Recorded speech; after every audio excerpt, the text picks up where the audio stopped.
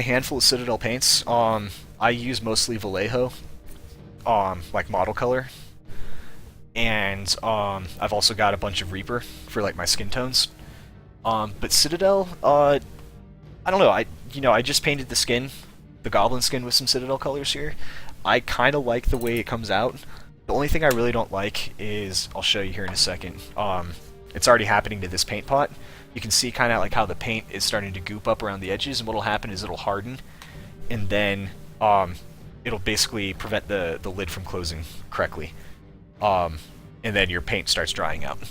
So, um, yeah, I mean, I know a lot of people like their colors. You know, if they're painting Games Workshop models, typically Games Workshop already has the color palette chosen for you, and you just kind of, follow along, not quite paint by numbers, but it's like, okay, use this color and then this next one and then shade. The one thing I will say is pick up their shades. The washes that they have, like Agrex Earth Shade, Nolan Oil, I've got the Seraphim Sepia. They make really good shades. I will give GW props for their shades. They do a very nice job with those. Their regular paint set though, I think Vallejo does just as well a good job. Reaper's paint is a little thinner, but they come in triads, which basically means you get a dark color, a medium tone, and then the highlight. And you're pretty much guaranteed to not ever have to mix and match your colors to try and get highlighted colors. Because like right now I'm using two different Vallejo colors that are kind of similar in tone. So like this is the base color, then this is the, yeah, Narthor, yes, their blood effects are actually pretty cool. I kind of mix my own blood effects when I do that stuff. But yeah, I've seen people get really good results with their, I think it's what, Blood for the Blood God, I think is what it's called. It's a technical paint, I think is what they call it. But see, I'm taking this red leather here, and I'm mixing in half and half to get the next shade, and then I'm just going pure light brown. But this kind of works because, one, I'm not colorblind, which helps. But then, if you needed like a darker shade to this, you might go something darker like the saddle brown, which even this color, the tone is not quite red enough. So you might have to do some custom mixing of something like, I don't know, like cavalry brown, right? So like this would essentially be what a Reaper triad gets you, is 1, 2, 3 colors that if you do layer painting, you basically go from this color, mix these two, this color, mix them, this color here. Or if you just want to go 1, 2, 3, you can do that as well. But I do that for my skin tones with Reaper. So you basically get 1, 2, 3. So this is their rosy skin triad, and you can kind of see, if I can get the camera to not be full glare, dark, medium, highlight. So yeah, GW, they've got a good selection of paints. Getting started, a lot of people will stick with Games Workshop because it's kind of what's familiar with them. I will say they're very expensive, and I think there are other alternatives out there that are just as good, if sometimes not better. It just kind of depends on what your preference is. Paint preference is kind of up to the individual painter. I will say though, if you do get seriously into the hobby, invest in some good brushes, because they will last you, one, quite a while if you take good care of them, and two, it'll make things so much easier when you come to actually painting your models. Get some natural brush, natural hair brushes, instead of the synthetic kind, and then buy some of the brush cleaner like this. This stuff basically keeps your bristles clean, and it helps keep the point, helps preserve your point. Basically all you do is just wet your brush, and then you just kind of run it in here and clean it. And if this was a really dirty brush, you'd actually see kind of like your paint start to come out. And then what happens is that when I'm done painting for the night, I'll just kind of leave a little bit of this in here, not a lot, just enough, and that will basically help preserve the point. And this is a 00 brush, so this is kind of like my workhorse for doing all my detail. And I've had this thing for like 2.5 years now, and it's still in almost perfect condition. It's a Sable, Klinsky Sable brush. And then this is my #1, which does all my kind of heavy base coating and some of my washing. So, 2 brushes. If you get 2 brushes, get these for just miniature painting. If you're going to do like serious like vehicles or big models, just buy some cheap brushes. Like, I've got a couple brushes that I use for like base coating and dry brushing and stuff like that. These are just crappy, 50-cent brushes from like the big jumbo packs that you get. And they last maybe like a couple months and then they're done. But hold on to them because they're good for like, basing, or if you need dry brushing, or if you just need something to like mix your paint with, get some cheap brushes. Try to do as little actual mixing of your paint with your good brushes, because the problem that a lot of painters come up against is you don't want to get paint up into the, I think it's called the ferrule. It's basically this metal part here where the brush meets the rest of the brush. The bristles meet the rest of the brush. Is if you get paint up in here, what ends up happening is that your bristles will start to fray, and your brush will end up looking something like this, because there's no longer enough hold there. And this is a synthetic brush for starters, so it's crap to begin with. But it'll go from being a nice fine tipped point like this to something like this, and that's not ever any good. So you can't do all your nice little details. For the sable brushes, I use a 1 and a 00. I know a lot of people can do a lot of their detail work just using a number 1, but some people go in between the two and get a 0. Some people go super crazy and get like a 000, or like something even smaller. What is this one? This is a 10-0.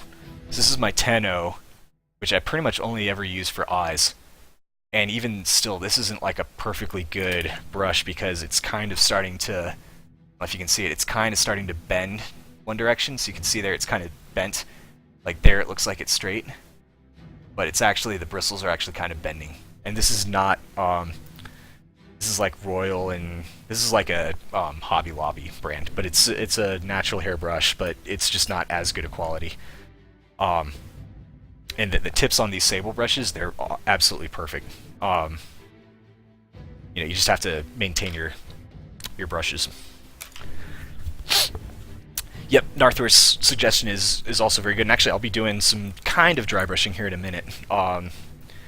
I call it more like a wet brush, but it'll basically be, I'll be doing some dry brushing on the cloak here to give some detail.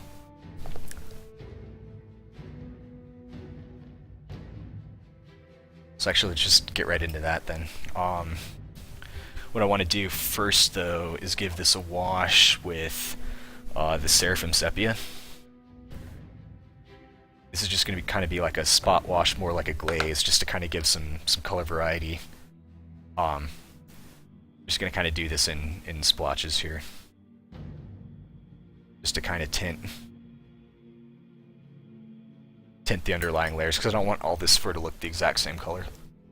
The brushes, they're expensive. These are probably $10 or $11 brushes, but like I said, I've had them for almost 3 years now, and if I had just been buying like synthetic brushes and just kind of using them until they're done, and then I can't use them anymore and I end up throwing them out, I think I've probably saved like $30 or $40 over the course of these brushes' life, just by investing up front and saying, okay, I'm just going to get some good brushes and be done with it, kind of deal. So yeah, it's a bit of a heavy startup cost, but it will save you money in the long run.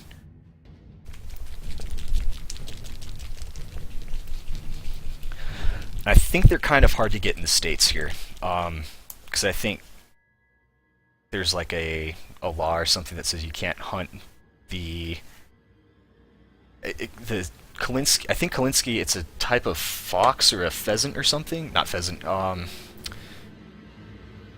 Ferret. Ferret or weasel, or it's some little animal that it's basically kind of like a water, not resistant, but it's some kind of fur that this animal has that makes for really fine brushes. Obviously, Google will be a better resource for figuring out what exactly all the details are, but I will say these are the best brushes I've ever used, and these are Winsor Newtons.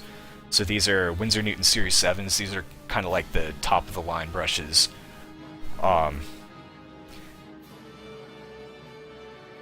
I just basically said, if I'm going to be serious about getting some brushes, I'm just going to go full bore and not worry about, the cost. It's like, yeah, I'll pay $30 for my 2 brushes that I've got here, but it's going to be $30 that's just going to be like a lifetime investment, basically.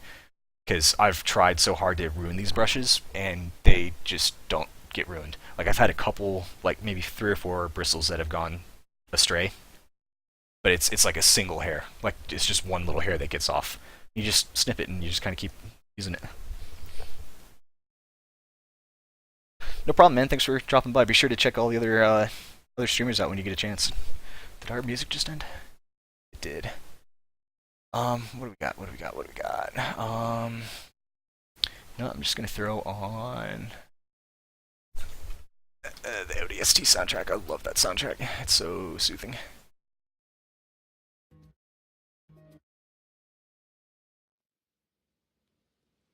Yep, there we go. Alright, so that's gonna dry. Alright, so I need to come back in. I've got this flat earth. I'm just gonna kind of wet brush back over those areas that I kind of shaded. Actually, you know what I'm gonna do? I'm gonna grab, I've got this, oops, sorry, I'm bonking the camera. I've got this flesh wash from Secret Weapon as well. So I'm just gonna do a little bit of tinting with that, just because I want some variety in this fur. I don't want it just to be all one single highlighted color of the fur. So I'm just going to take a little bit of that flesh wash, just kind of dab it around here, just kind of tint a little bit of this fur here, and then what I can do at the very end is do like an overall wash that just kind of tones everything back down to the color that I want it.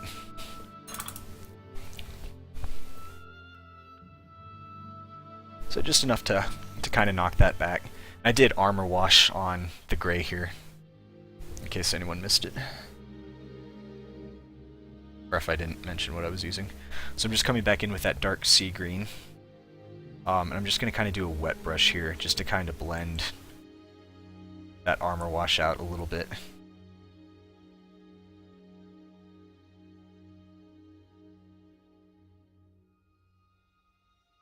Probably going to come in with some brown at some point on this fur, because I want it to look a little bit like a gray wolf fur, and wolf fur has a little bit of brown in it, kind of like in the underlying areas before it actually turns gray.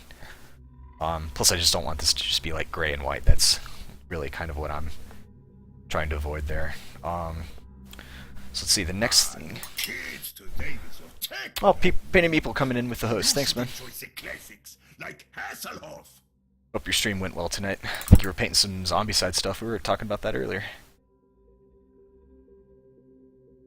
I've got to get all my Black Plague stuff painted at some point. It's like part of me wants to really, you know, do a nice job painting all the hero models, but there's like a bajillion of them, and I don't know if I want to just spend all the time or if I just want to go and just do like a base coat and dip and be done kind of deal. Kind of thinking that might be the best way to go about it, because I've got a bunch of Reaper Bones miniatures I need to get painted too, and I'm debating how I'm going to paint those, because I'm probably going to end up using those mostly for just like RPG stuff, because they're not like exactly super high quality, greatest miniatures ever. Oh, nice. Yeah, those undead wolves are badass, man. I've got like 1 or 2 set aside for some Frostgrave stuff, and I think I've got like an undead zombie dog set aside as well. And I'm probably gonna go dig out the companion dogs at some point for my Fallout stuff, because you know you gotta have dog meat. And I think there's a German Shepherd in that batch of dogs that they sent out a couple seasons ago. Yeah, the wolves are the Alpha Wolf, whatever it was called. It's a really cool model. It's like all hunched over and like howling, and they did a really nice job with the fantasy version of that game.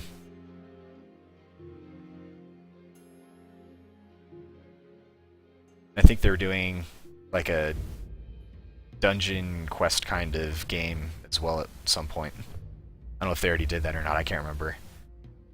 But very similar style of miniature to the zombie side stuff. And I think they're actually going to do some crossover with Black Plague, if I'm not mistaken. So I'm just mixing Flat Earth into the the base coat that I've got here, which was I think German camo dark brown, I think is what it was. Just basically mixing ever slightly increasing